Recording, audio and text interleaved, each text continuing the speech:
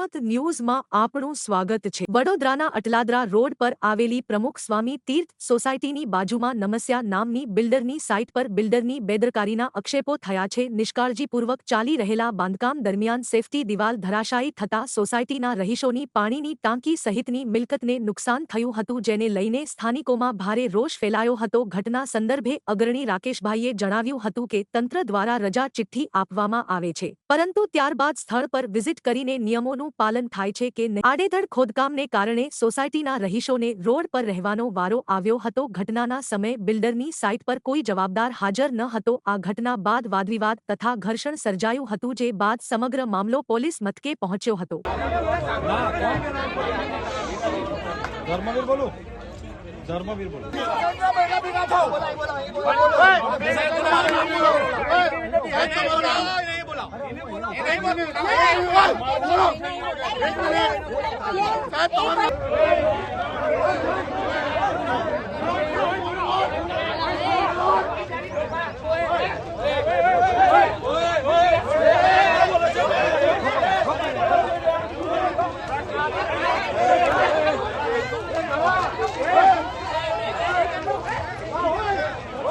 આજે અટલાદરા વિસ્તારની અંદર પ્રમુખ સ્વામી તીર્થ સોસાયટીની જે વોલ આવે સેફ્ટી વોલ, એ દિવાલ ધરાશાયી થઈ અને નીચેના લોકોના ઘરના નીચેનો ભાગ, માટીનો ભાગ બી વહી ગયો। એમાં લોકોની પાણીની ટાંકી ને બધું નીચે તૂટીને પડી ગયું।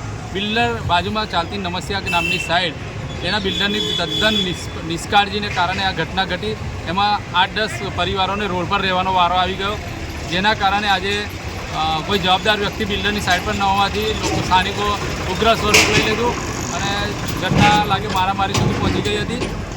પણ મેં કહેવા માગું છું આ ભાજપના રાજની અંદર ચાલતા ભ્રષ્ટ તંત્રને કે તમે રજા ચિઠ્ઠી આલો છો, તેના પછી કોઈ ત્યાં જોવા જાઓ છો કે નથી જતા, બસ આડેધડ લોકોના ઘર ખોદી કાઢે ત્યાંથી ખોદવાની પરમિશન આપી દો છો। જેમ કે સ્થાનિકો દ્વારા તો એવું કહેવામાં આવ્યું છે કે અમે બિલ્ડરને વારંવાર રજૂઆત કરી કે દિવાલ તૂટવાની છે પછી એને કહેવામાં આવ્યું કે કોર્પોરેશન મારું કશું જ નથી કરી લેવાનું, તમારે જે કરવું એ કરી લો। એવા જ એકદમ ખરાબ જવાબ આપવામાં આવ્યા લોકોને, અને આજે એના કારણે, એ બિલ્ડરના કારણે લોકોને, પરિવારોને રોડ પર રહેવાનો વારો આવી ગયો। જી રાકેશભાઈ, ત્યાં હમણાં જે દ્રશ્ય અમે કંડાર્યા હતા એની અંદર એક સાયકલ પણ જોવા મળી દબાયેલી।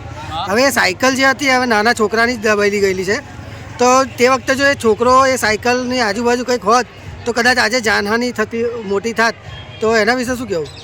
કહું છું તો કરો, આ ભ્રષ્ટ તંત્રના અંદર લોકોના જીવનું કોઈ મૂલ્ય રહ્યું નથી। લોકોને પરમિશનો આપી દે છે જેમને તેમ।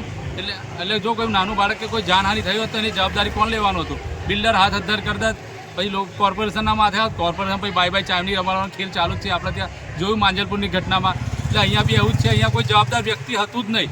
પોલીસ આવીને સ્થિતિ સંભાળી છે।